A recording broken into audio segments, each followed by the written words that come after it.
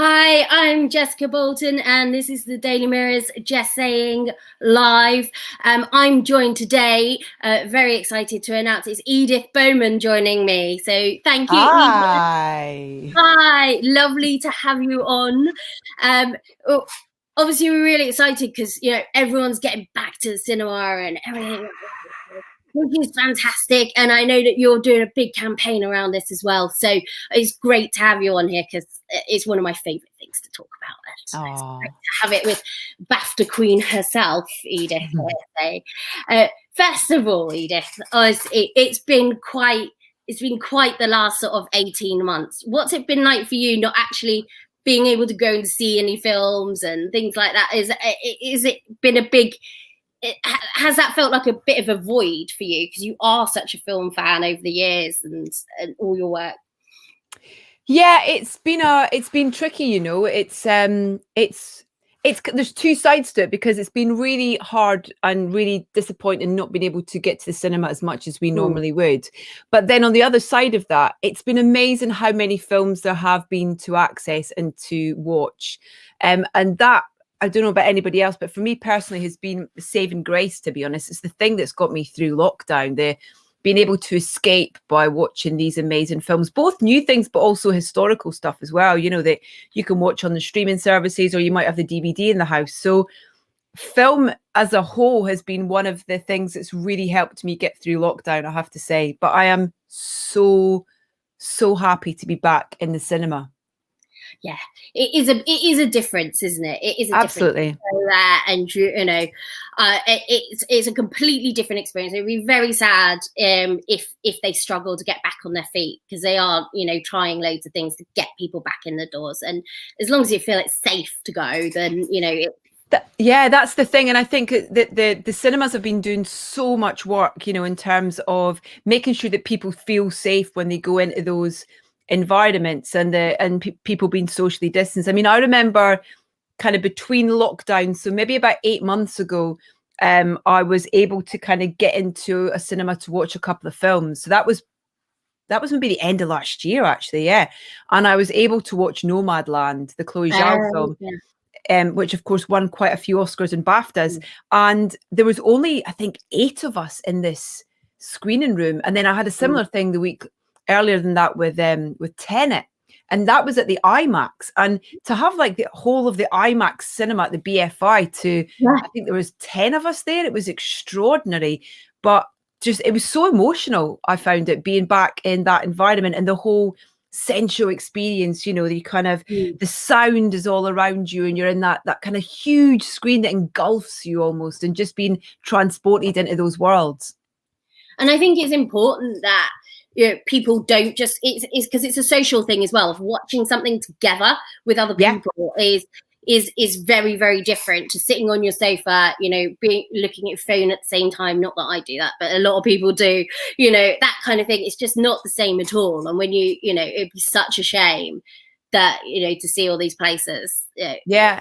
And the conversations that it encourages as well, that thing of when you come out of a film, whatever it is, whether it encourages conversation, whether you agree and disagree about things, or whether you talk about favorite characters, or whether it's got songs in it and you come out singing. You're right, it's such a communal thing in terms of it kind of unifies people, I think, in a way that we don't really talk about that much, I don't think. We don't, and it is a kind of strange thing. It is probably going to be one of the first things I go and do once things have really, opened up this weekend. Is probably one of the first things I'm going to go and do. And after that is probably a bit of a shop in Primark. But do you know what film have you decided what film you're going to watch or not?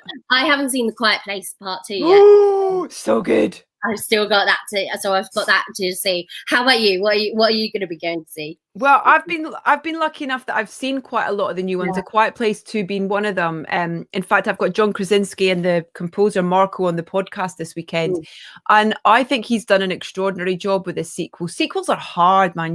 Some of them they get right, some of them they don't. But he's done an amazing thing, and the way that he's encouraged an audience to invest in this family and care about them. And then with the addition of the brilliant Cillian Murphy joining the cast as a character in this, it's so good. Get ready for maybe take a wee pillow with you. Just, just for comfort, a wee comfort blanket or something. It's brilliant. It's so good. I'll be sitting there going, oh my God, on my own. That was one of the things I asked him. It was like, how do you write a jump scare? Yeah. How do you? What did he say? Well, he said you don't. And then he went into, so you'll have to listen to the podcast episode to find out more.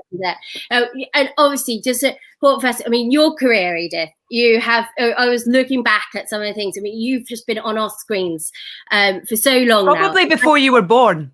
No, it wasn't at all. But you've managed to have all these sort of like cool things that you get to do from the music and from the film side, and we've got some great pictures of when you started back on MTV.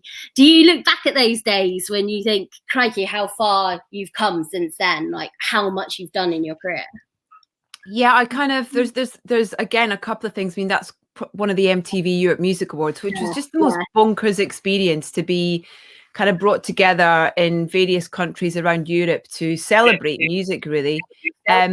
I had an amazing time at MTV. It was such a great training ground. I'm so grateful to Christine Boer, who gave me my job, because at the time prior to that, I'd had so much negative feedback about my accent. But because she was launching MTV UK, she wanted to represent the UK with the voices that were on it. So you had myself, June Sarpong, Donna Ayer, Kat, who else was there? Sarah Cox. So there was this amazing kind of just colourful sound of the UK through our voices. And, you know, and I met one of my best mates at the time as well. And we were still, you know, she's out in Australia at the minute, actually. But yeah, we still see each other and still, you know, love hanging out and talking about the good old days. Because she's sort of come back to the UK to be based, hasn't she now? So, you know, are you got any more projects we're working on together? Yeah, we have got something kind of in the pipeline, actually, that we're hoping to be able to, maybe by the end of the summer, we'll be able to talk about it. But yeah, we've been desperate to do something because, you know, we worked together both in radio and TV.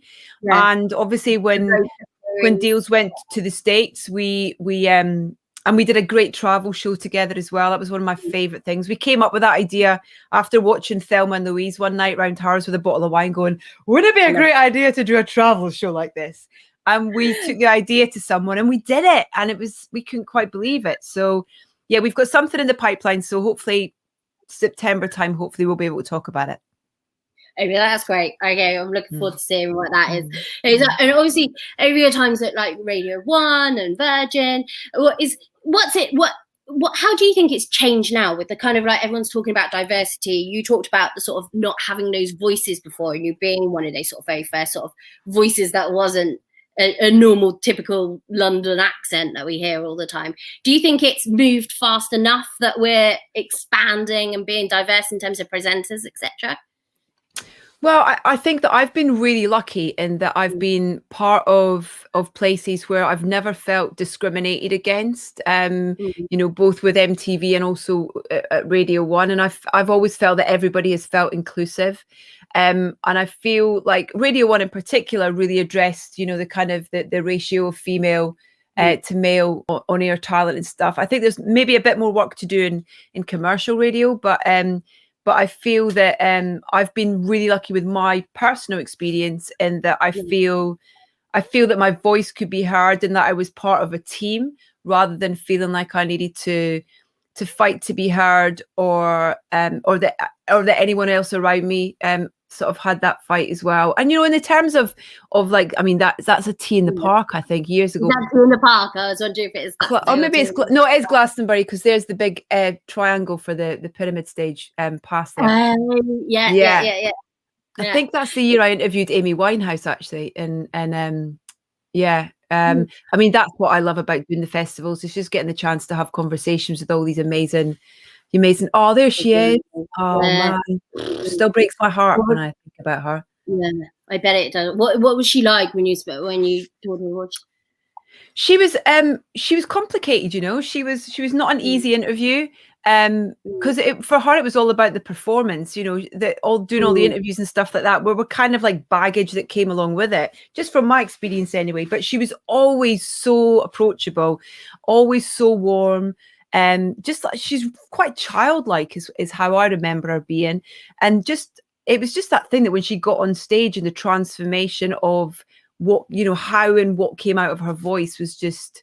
And I remember way back from her first album, Frank, and going to watch her in a little jazz club in London, before where it was very kind of jazz infused what she was doing. And then I remember with Rehab, actually, Colin Murray and I, who were doing the radio at the time, and we just fell in love with this track that we'd been given to listen to before we'd heard anything else from that record. And we had to fight for that to be our record of the week, because at the time the music team were like, nah, it's too retro. And we were like, no, this is an amazing. And it's kind of, it was kind of crazy. It's crazy to think when you look back now at how big that track was.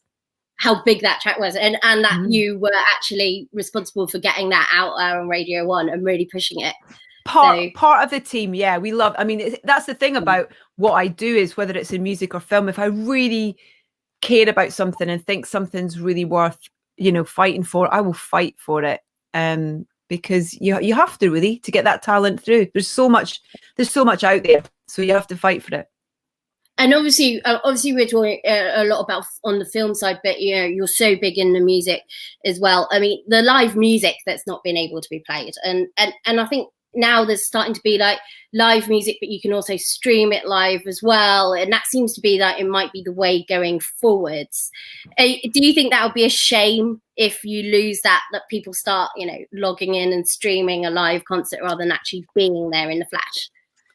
Well, we've got Download obviously is happening this weekend, which is kind of is the first big outdoor festival setup that is being tested.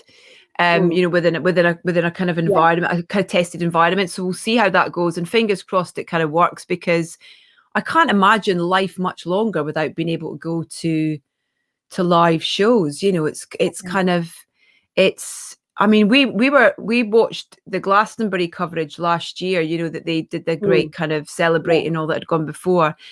And it was really lovely for about a couple of hours. And then we just got really sad because we just missed it so much. And Tom, my other half, was supposed to be playing. So it was like, actually, you would have been on stage right now. And it's like, it's hard. But I think that with the streaming thing, I think we need to learn from all the things that we've had to do in the last year. And I think that there is a really positive side to the streaming things. I think that you know, not everybody can get to gigs, not everybody can afford to, not everybody can travel there. Sometimes the venues or the sites don't have the facilities for people with disabilities. So streaming allows all those people the opportunity to have an experience. So I think that it's finding somewhere in the middle would be a great way moving forward. That's true, actually. And then it's a way that more people can probably enjoy it. Maybe that's one of the good things that have come out of this, is that we've all kind of sort of leapt forward in kind of what we do with the like streaming and online stuff, but we can make that work in the real world too. So we haven't lost anything. But for anyone that doesn't know, obviously your husband is Tom Smith from Editors. So yeah, I mean, that must be really hard. You're sitting there on the sofa thinking, I'm supposed to be playing to thousands of people right now. Yeah. He's really missed it. He's actually up in a studio in Lincoln at the minute working on a new Editors record. And, you know, he's had loads of stuff going on. He's had the Smith and Burrows record that came out as well earlier this year, and we were able to do loads of stuff. And I ended up having to be his cameraman. I was filming. I actually filmed a live performance of him and Andy for James Corden's Late Late Show on this little contraption that I bought. There was a Steadicam for my iPhone. But, you know, needs must. So, he's really missed that. And it's been so amazing to see the energy that he's been fed from just being in studio with his mates and his band, you know, making music. And they've got festivals planned in August in Europe. So fingers crossed, really. That you might be able to go and that they can still go out there. Yeah. Hopefully at this stage you'll be all right. But you don't know though, do you? Everything just feels like it's still changing and shifting. Yeah, it still feels so uncomfortable. I don't know about you, but I still feel nervous about, you know, the whole sort of going places sometimes, you know. Yeah, same. it's and it is that kind of, it's such a shame of all of these things. I can't remember the last live music thing I went to, that's for sure. I really can't.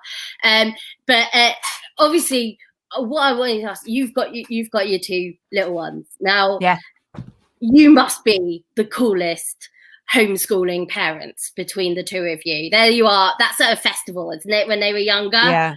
Yeah, that's it. Up Why Not Festival, I think, up near Newcastle, actually. Yeah, a couple of years ago. Hey, listen, homeschooling was hard for everybody. I definitely am not a natural teacher. Both Tom's parents are teachers, and his sister actually is a teacher as well. So he's definitely got the teaching gene. It's funny, we found our strengths and weaknesses quite quickly. You know, there were some subjects that he was better at and some that I was better at.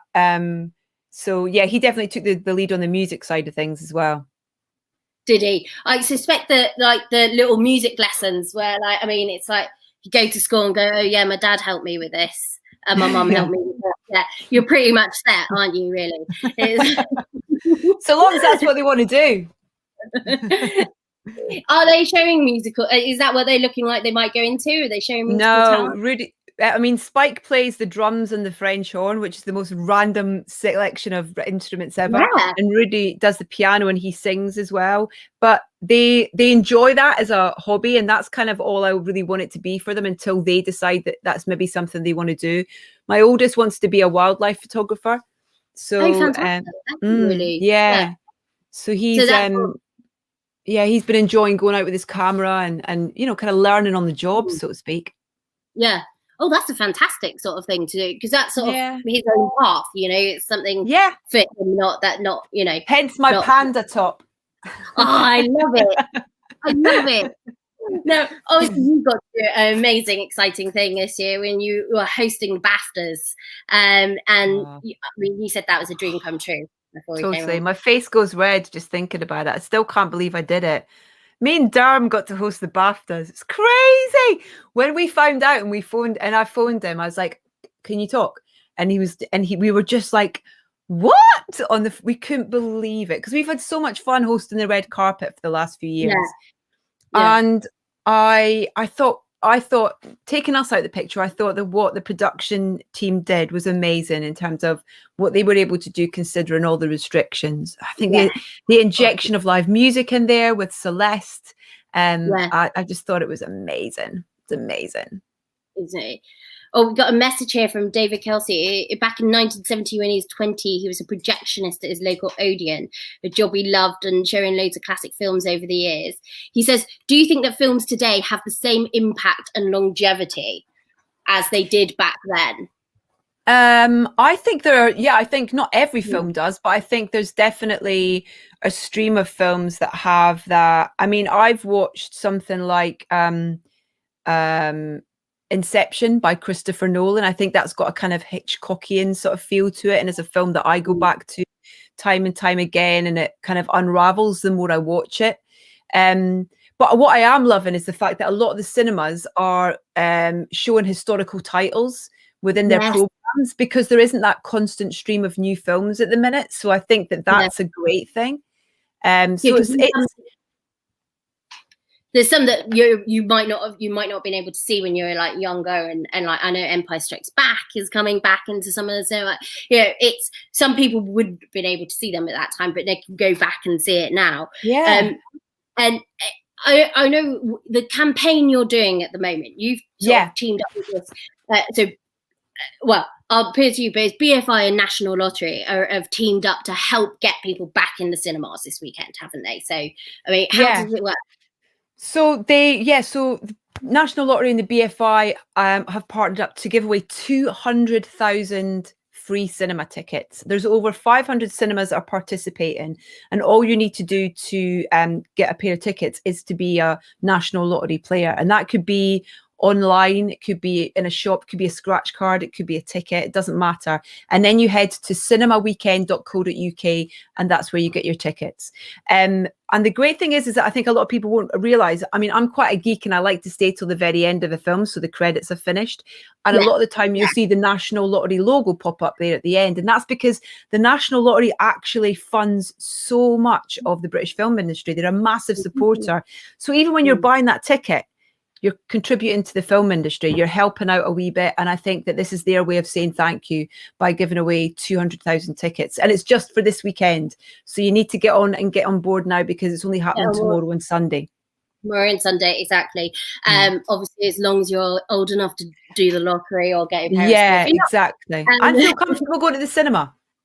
Yes, and feel comfortable going to the cinema. Of course, don't do anything you're not comfortable with doing. But yeah, it's talking of sort of cinema and cinema etiquette, because one of the things is that I prefer to go on my own, Edith. I love going on my own. I like going to gigs on my own. I like going to the cinema on my own. I think it's because I'm always surrounded by people that I do like those moments that I can kind of grab, you know, and sometimes you can't agree about what film you want to see. Right. So there's nothing wrong with you kind of look in the diary and you go, actually, I've got a couple of hours tomorrow. I'm going to go to the cinema.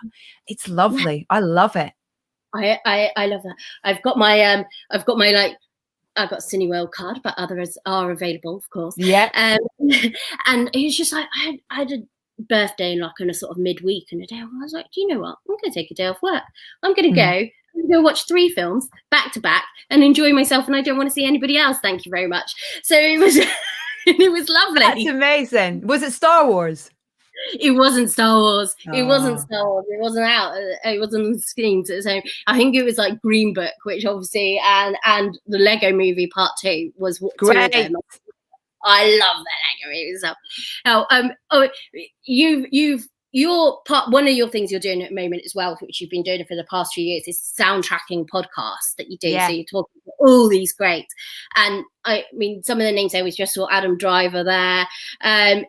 Who have you been chatting to, and what have been some of the highlights of it? Some of the people that you've been meeting, and isn't it there you do all the stuff with the premieres as well? So yeah, well, Adam actually he came on the Breakfast Show when I was at Virgin, and he was actually on to talk about Logan Lucky. I don't know if you saw that film he did with Channing Tatum. Amazing film. And I was told by the publicist beforehand, don't ask him about Star Wars. It was maybe about 6 months before the next Star Wars was coming out. And so what I'd done is I got my kids to record questions for him. And I said, whilst he was in, I said, look, I know I'm not allowed to ask you about Star Wars, but I've got these 2 questions for my kids. Can I play them to you and tell me if you're happy with me doing it? And so he said, yeah, absolutely. Yeah. And so Spike, who was only about 2 or 3 at the time, but obviously I'd been a bad parent and shown him Star Wars, was like, did you get to keep your Kylo Ren outfit? Was what he asked. And he was so sweet and kind of answered, and he was like, well, Spike, no, I didn't get to keep the whole costume, but I kept the hilt, sort of thing. And then he's like, anyway, take care, good question, see you later. Cut to 6 months later, and I'm on the red carpet hosting the premiere for the new Star Wars film at the Royal Albert Hall. Now, considering that Adam Driver and people of his status must get interviewed by hundreds of people within a 6 month period. Yeah. So I get in we didn't think he was going to come and be interviewed. And I get in my ear from my director going, Adam Driver's on his way, get ready. He'll be there in sort of 30 seconds. I was like, oh my God, amazing. So I never assume that people will remember me. I always kind of, it's fresh. It's a clean slate. They so I go to the top of the stairs to welcome him up. I'm like, hey, Adam, it's Edith. And he went, hey, how's Rudy and Spike? Oh, bless. That's brilliant. Literally, he totally threw me to the point where my mind just sucked all the questions that I had for him out of my head. And I was like, how are you? What a superstar. He sounds so nice. He sounds, because sometimes, have you had experiences where there's some people you've met and talked to where you just think, and it puts you off seeing them in things in the future? Like when you just think, I don't really enjoy that film now because I've met them and I'm not very keen on them, to be quite honest. And that's putting it politely.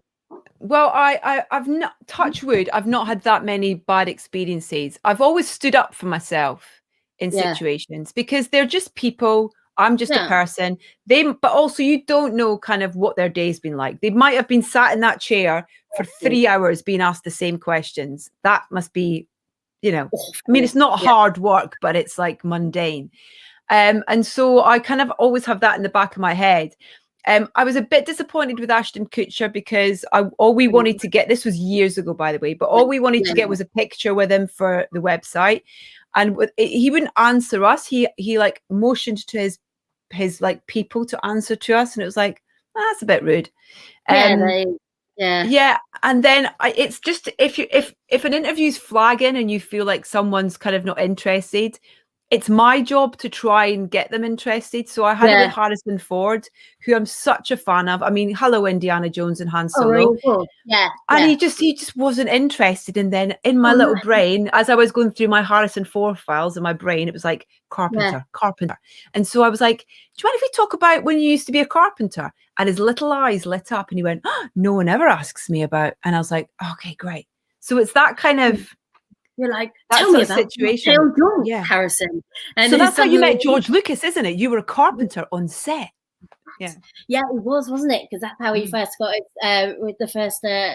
What was it? What was he on? Was it American Graffiti or something like that? And he was he was like a props kind of hand on American Graffiti or something, and then rest is history. And as we were all talking about films, I go ask a few of these sort of questions or your favorite ones and things like that. So if everybody watching as well, just let us know, what are your favorite movie scenes to see in the cinema on that big screen? Because it's very different from watching on TV. Some things you just have to see big. And also, what are some of your sort of favorite movie quotes or your first movies you went to go and see? So if people just want to tell us in the comments, and we'll read some of them out as we go along, and we're going to talk about ours.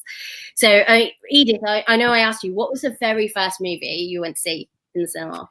The very first film I remember going to see was Fox and the Hound with my mum and dad at the New Picture House in St Andrews. And I, do you know what? I don't think I've watched it since. It's so weird. It's not one that I've watched with the kids, but I should really watch it back because we just got a dog 6 months ago as well. So we should definitely watch it. Don't know why I've not done that. What about what you took the boys to? Star Wars, it was definitely Star Wars, but Rudy, weirdly enough, I used to go to mum and baby classes, and so when they were babies, it's great. I used to, so that's there's Spike. He gave me that as a Christmas present a few years ago, my Princess Leia outfit. I love that. He knows me so well. But I used to go with my friend Rosie when Spike was little as well. And so when Spike was little, we went to see, I remember one of his first films was The Great Gatsby with Leonardo DiCaprio and Elizabeth Debicki, and a great film. I rewatched it recently actually, and I was like, Katie Mulligan as well. And I don't know, it was so lovely to revisit that film. Baz Luhrmann is just, he's an extraordinary visual storyteller, isn't he? He's one of those ones that you do have to watch on the big screen, I think. Moulin Rouge and Romeo and Juliet. You've got to see them with I remember going to see Romeo and Juliet when it was one of the first films that I went to see on a kind of whim, when it's not a planned thing. Because I was sort of like, a teenager, and I was just like, I've got a spare afternoon because I don't do sports. So I don't have to Wednesday afternoon. So I'm just going to go to the cinema. I went to go and see. That's so rude. I'm so sorry. Let me turn that off. That's all right. That's so rude. I'm so sorry about that. Hold on That's a second. Right. Let me check my iPads. It's probably my mum, Jess. My mum always calls me at the most inappropriate times. Well, my mum's probably putting a question up as we speak. Okay, I'm normally turn that off. Hold on. Can you? That's so rude. I'm so sorry about that. Don't be silly. Don't be silly. So, also, what do you watch when you're feeling sort of sad? What's your go-to film when you're feeling sad? And then what's your go-to film when you're feeling a bit hungover and you just want a bit of a guilty pleasure? I can't hear you now, Jess, for some reason. I think we've How weird got is some. that? Oh my goodness. Sorry, Jess. I can't hear you now. Hold on 1 second. I'm just going to try and check my audio. Don't know why that's not working. So she said, Weird, my buds must have broken. Hold on, I'm going to plug in some old-fashioned headphones. Look at this. I have them right here. Like I'm on the radio. I love it. I didn't catch that. Oh. Could you try again? No, we can't try again. Can you hear me? I can hear you. I can hear you fine. Can you hear me? You can't hear me. No, I can hear you. Can you hear me? I don't get it. Shh. But I can check. Can you hear me? I'm so sorry about this, Jess. I'm trying to sort it out. My technological skills are obviously limited. Here we go. And if everyone just keeps sending in, like, I want to know people's first movies. It's crazy. There we go. Or what you took the kids to first. Can you hear me? And also, we can hear you. Got you. Can you hear us? And also, if everyone's like, what is their very favorite moment to see on the screen? I mean, I haven't, Dirty Dancing. Was it The Lift? Why can't I hear Jess? Is it was it Dead to Dance? What are your favorite movie quotes? Is it going to be a classic like Gone with the Wind? Or is it going to be? So just keep sending them into comments so that we and Edith can talk about them when we get over a little technical hitch. So thanks for bearing with us, everyone. Just it'll be sorted in a second, and we're going to take you through the top 10 scenes from the Mirror experts on what they think are the best ones to see at the cinema. In the meantime, obviously, there's some great films coming out soon, which we've got over the next couple of months, as we've already spoken about. Quiet Place 2 is already currently out, and it's still going to be followed up by Black Widow is probably the next big Marvel one, which is coming out, which is going to be very exciting. Finally, Scarlett Johansson getting her standalone movie, which she deserved many years ago, but it should be really good with Florence Pugh in it as well. So that's coming out next month, and then later in the year we've obviously got the very anticipated Top Gun Maverick, which I can't wait for, to be honest. Into the Danger Zone or what, it's going to be fantastic. So there's a lot coming up, and we've got a little bit of a sort of a run of films that are all going to be coming together because of all the blockbusters that put back their release dates. And of course, you've got Bond, which probably poor Bond has had to put back its release date about 4 times, but finally it's down for October. So we should hopefully see No Time to Die then before the title doesn't make sense anymore, because we're probably all gone. Anyway, hopefully we're sorted out our technical problems. I'm just going to see if we still seem to be having a little bit of an issue. Apologies about this, guys. If we take you through our... we've got the audio back. There's some kind of little problem, so we're working on the case at the moment, so it'll be fine in a second. But if we start taking you through some of the top scenes from movies that you really do need to see on the big screen, I think we've got at number 10. Back to the Future. Now, I don't know about all of you watching. I don't know how old you are, but it's the families of film that still works today. It is not aged at all. And the moment in the first film, trying to get the DeLorean back, trying to get the lightning onto the clock tower, and it's that kind of thing, that kind of set pieces that were mostly done without the special effects and the CGI that we have today, and that just gives it an extra bit of magic of seeing this and knowing what's coming next in the trilogy. But it's got to have a special mention for that. And remember Doc Brown hanging from the clock tower there. And at number 9 we have Titanic. Now, I really want Edith on the phone for this one, because we really want Edith on the phone for this one, because I think a lot of people probably have something to say about this.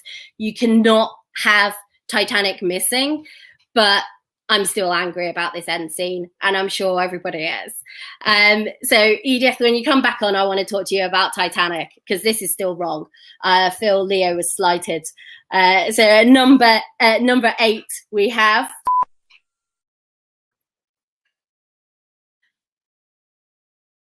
number 8, we have Pulp Fiction, and this is one for Edith. You're back.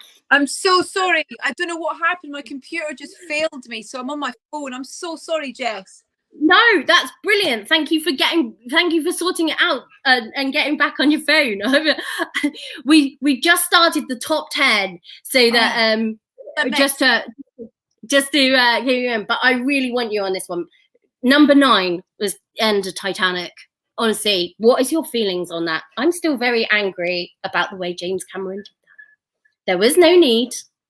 Yeah, have you watched the documentary on the National Geographic channel? It's really my 8-year-old's slightly obsessed with the Titanic at the minute. It's really funny. He's watched this documentary about 5 times, and it's really interesting because it's James Cameron going back and kind of correcting his mistakes.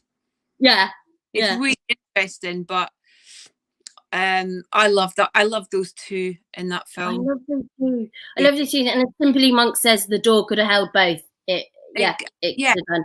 Exactly. It's and personally, harsh as it would be, I'd rather Jack had lived. Is that mean? Edith, can you hear us? Yeah, I can hear you. Can you hear me? I got you back. So at number 8, we had just gone on Pulp Fiction, which I know is one of your favorites because you did your dissertation on this, didn't you? Yeah, this is the weird thing. So I did. Film was one of the modules in my communication studies degree. So I chose to study Pulp Fiction, and then cut to however many years later, and I've got Quentin Tarantino as a guest on the podcast. It just blows my tiny little Scottish mind. I know. I love that. What was he like? He's amazing. He's such a film geek. He's such an enthusiast for what he does.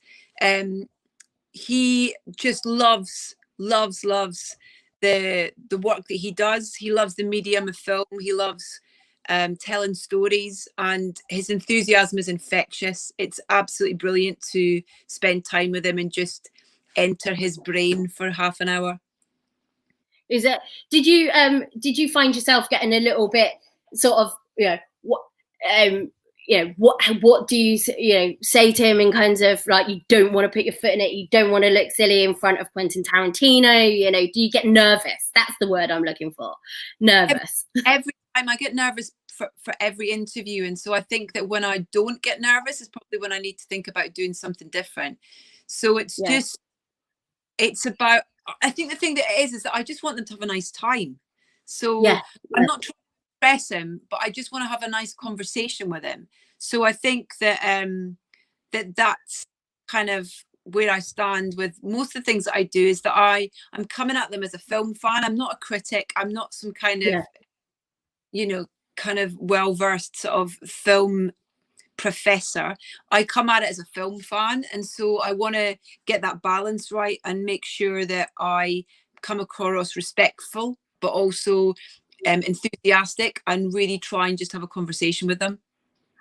And not be natural with them and see what they're like, and not just because they must have so many people who are like yes men to them all the time, that it is nice to meet someone who's a genuine fan who wants to hear about it.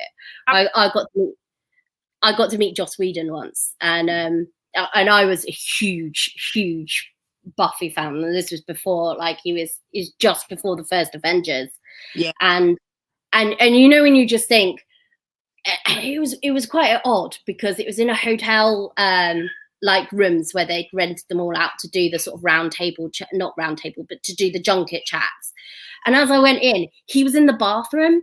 So when you're just like, this is a bit odd now, I feel like I probably went in a bit early, but like Amy Acker was there as well, so it was all a bit fun. But it was just a sort of, I was sort of like, I don't know if I now come across as a super massive nerdy fan, which I think I probably did. So Scorsese and De Niro, I did this Q&A with the whole kind of gang for The Irishman.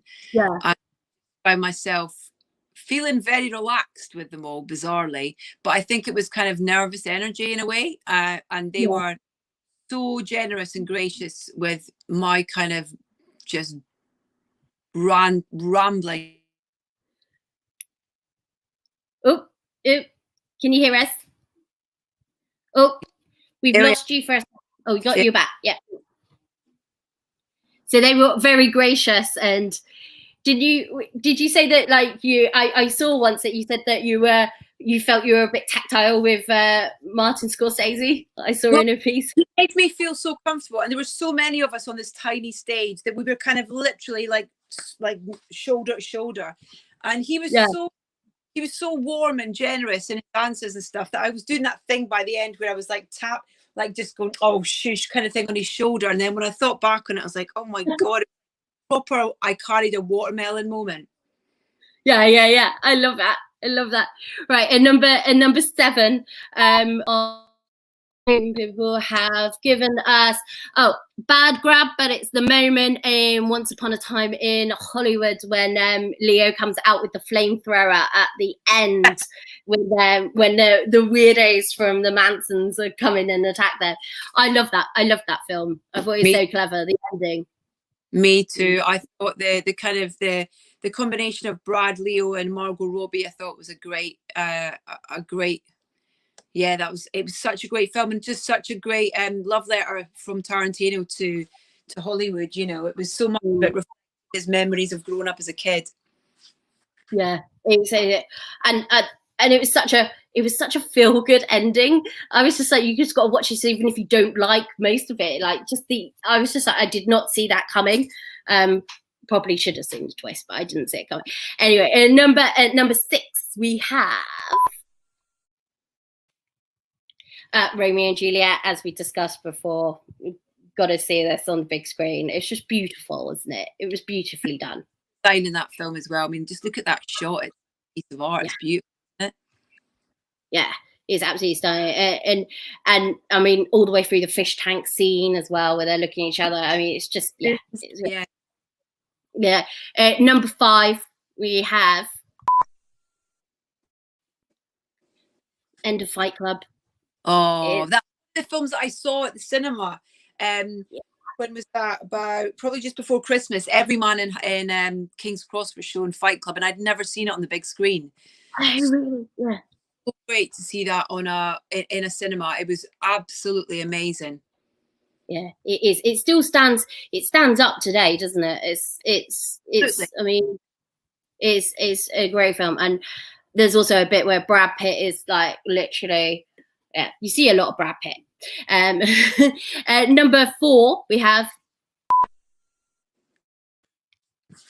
the Joker, Dark Knight Rising, and it is when the hospital's blowing up behind him. I love that scene. It's such an I mean, Heath Ledger's it's such a. I remember watching interviewing Jake Gyllenhaal actually at the London Film Festival at the BFI, and we talked about Brokeback Mountain, and even just talking about working with Heath and stuff really kind of brought him to tears, sort of thing. It was a really moving moment. Testament to the powerful performances that he gave. Yeah, I mean, it must.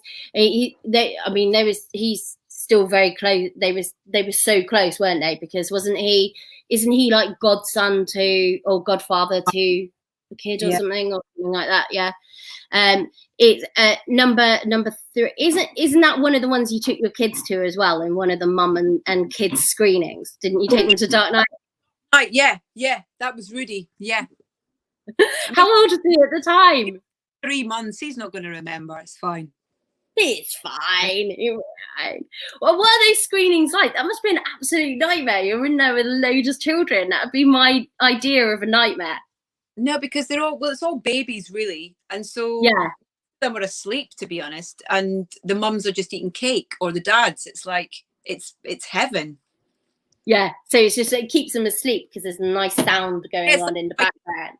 Babies, just Yeah, and it's actually, I always thought it would just be going in there and everyone's screaming, and I was like, how does it even work? Well, I'm one of these people that I like to sit at the front so that there's less people around. So anyway, at number 3 we have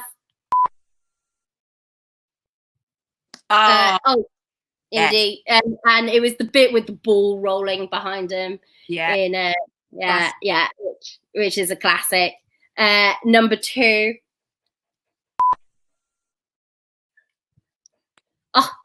Terminator. Yeah. And it's when he's Terminator, when he's going into the thing. Sarah Connor, honestly, one of my favorite film characters. They test the time, those films. Yeah, they were great on the same time. Number 1, I think you can guess what I've got at number 1. Yay! Yeah. It was the scene. I think when the very beginning of A New Hope, where you see the massive destroyer coming afterwards. I think that has got to be, you're in for a treat on that. Did you actually get to see some of the Star Wars at the cinema? Because I saw them when they got re-released at the end of the 90s. I actually see them quite, so I say recently, but obviously before lockdown. The Royal Albert were running the films with the Royal Philharmonic Orchestra, maybe, or the London one of the orchestras anyway, with the score being live, and so I took the kids, and so we managed to get New Hope and Empire Strikes Back in before lockdown. It was extraordinary, actually. What an atmosphere! I bet that was absolutely brilliant. Yeah, I'd love to go down there. That was absolutely brilliant.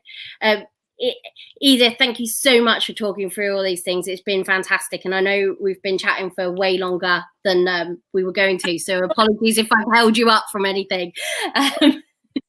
Problems, and thank you for being so patient, and make sure you head to cinemaweekend.co.uk to get your free cinema tickets for this weekend. Don't miss out on your free tickets. Exactly. All you got to do is get one thing from the lottery, and then there's 2 free tickets, which is an incredible deal. So everyone have a look on there at nationallottery.co.uk. And Edith, what was the other one? It's cinemaweekend.co.uk, where you go to get your actual tickets. Well, you go to get your actual tickets once you've got one. Brilliant. Well, thank you so much, Edith. It's been lovely to chat with you, and really good. So, thank you everyone for joining in and watching. It's been fantastic. Bye-bye. Take care, everyone. Bye.